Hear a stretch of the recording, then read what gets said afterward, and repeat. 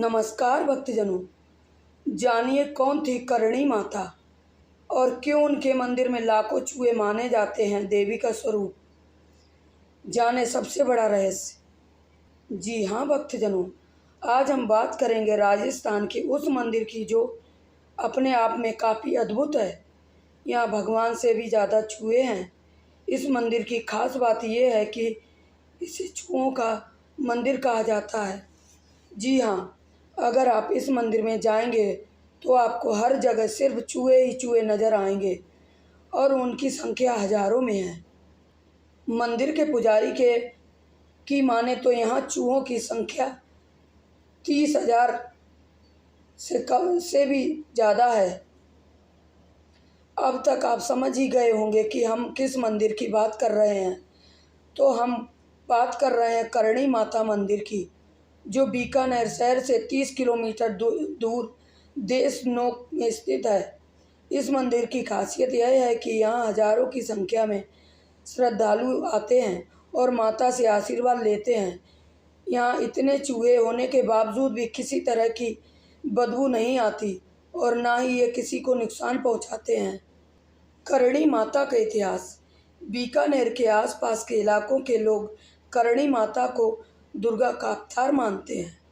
करणी माता चरण जात की यह योद्धा महिला हैं, जिनका बचपन का नाम रघुबाई था। विवाह के बाद माता ने सांसारिक मोह माया में से त्याग कर दिया और उन्होंने तपस्वी का जीवन जीते हुए लोगों की सेवा भी की। इतिहास पर नज़र डालें तो माता का जन्म 1387 ईस्वी में हुआ था और वे करीब 150 साल से जीवित रही हैं। करणी माता का मंदिर का रहस्य। इस मंदिर में हजारों चूहे हैं। इनमें कुछ सफ़ेद चूहे भी हैं जिनमें करणी माता और उनके बेटे बताए जाते हैं। इसलिए इस मंदिर में चूहों को भगवान कहा जाता है और इनकी पूजा की जाती है। इतना ही नहीं, मंदिर में मिलने वाला प्रसाद भी चूहों द्वारा छोड़ा जाता है, लेकिन आज तक इनमें किसी भी तरह की कोई बीमारी नहीं फैली है। करणी माता मंदिर की वास्तुकला। करणी माता मंदिर की वास्तुकला मुगल शैली की तरह दिखती है। यह मंदिर सुनने में जितना रहस्यमय और रोचक लगता है, उतना ही रोचक है भी। करणी माता ने कब समाधि ली, इसका कोई सटीक प्रमाण तो नहीं है, लेकिन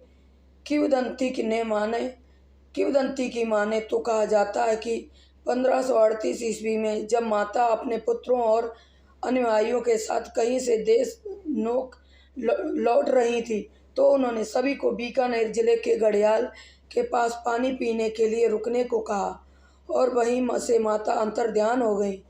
करणी माता किसकी कुल देवी हैं? करणी माता बीकानेर और जोधपुर के राजघराने की कुल देवी हैं। इसलिए पूरे बीकानेर और जोधपुर के लोग भी करणी माता को अपनी कुल देवी मानते हैं और उनकी पूजा करते हैं। करणी माता का ससुराल। कहते हैं कि करणी माता का विवाह सटिका गांव के की पोजी चरण नामक व्यक्ति से हुआ था, जिसके विवाह के बाद माता ने तपस्वी जीवन में प्रवेश किया और अपनी छोटी बहन गुलाब का विवाह अपने पति से करवा दिया। माता गुलाब के पुत्रों को अपने पुत्रों के समान मानती थी। किसने बनवाया करणी माता का मंदिर?